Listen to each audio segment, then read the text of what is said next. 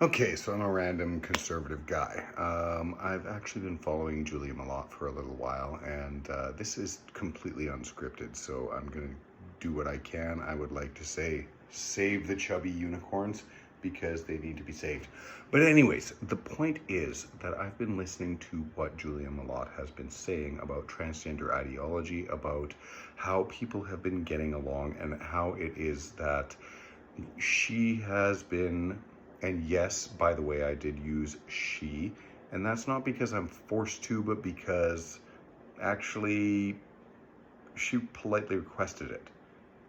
You know what? For fuck's sakes, okay? Can we be nice and just be, like tolerant of people's individual life choices? In her case, she has taken a great deal of personal effort to actually be a transgender individual.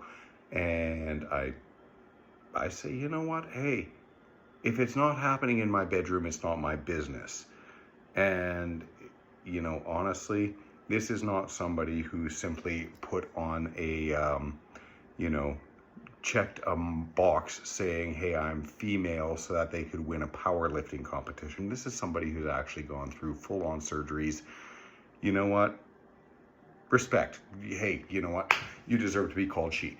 But the point is that she has been talking about some of the transgender ideologies and some of the things that people have been going through trying to figure out, hey, how do we support, not support, oppose, all of those things, okay?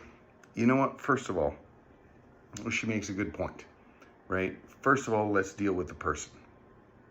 Now, has Julia Malott done anything that actually offends me? The answer is no, not in the slightest. Okay, in fact, Julia Malott has come out and said, hey, you know what? It's not okay for schools to be forcing children to identify as the opposite gender without actually informing the parents. I agree with that. Now, can we talk about different policy issues? For sure. Okay, I mean, my personal view as a conservative male, you know what? Most of our experience, and by the way, hey, this is my fuzzy little office assistant Weasel. He keeps on getting in the way. Most of our discussion on all of these things have been essentially, whether or not transgender people are allowed into this place or that place, and are they allowed to have safe spaces, and what is a safe space, and all that sort of bullshit. And I think half the problem is that the moment that you question it, you get pushed aside, you get demonized, you get called a white supremacist, Nazi, boot stomping, Gestapo, whatever the fuck they want to call you. I don't agree with that.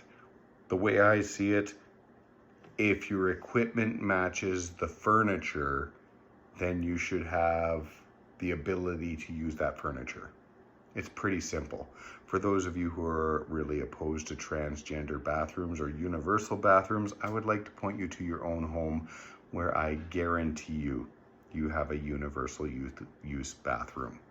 Now, as regards how we get along and how we actually talk to each other, I would say that, first of all, we have to understand that ideology is not a packet deal. One of the big problems that I've always noticed, and I've noticed this for decades now, is that if I can tell you what your view on gun control is, for example, I also somehow know your views on abortion and your views on transgender rights and your views on, for fuck's sakes, climate change. How is it that any of those views are put together in one place?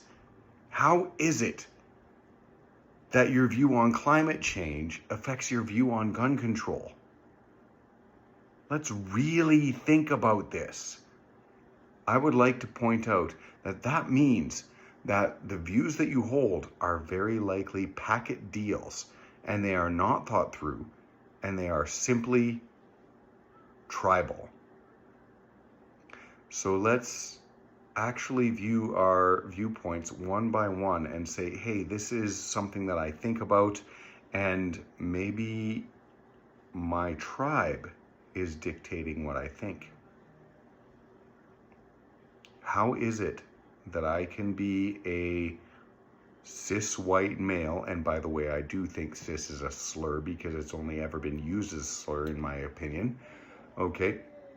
But how can I be a straight white male and yet still say gay people deserve the right to get married?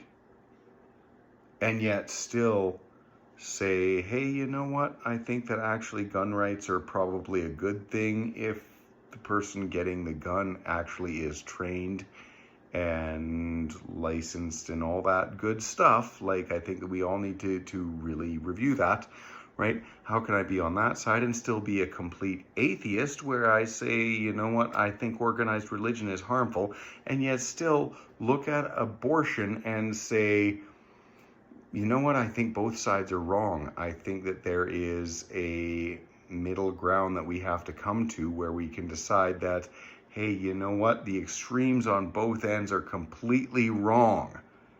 It's completely wrong to say that women don't deserve the right to birth control at all, as the most extreme people say. And it's completely wrong to say that we can have post-birth abortions, as the most extreme on the pro-abortion side say. These are both wrong views. Why can we not look at these situations and actually say, hey, wait a minute, there's a middle ground.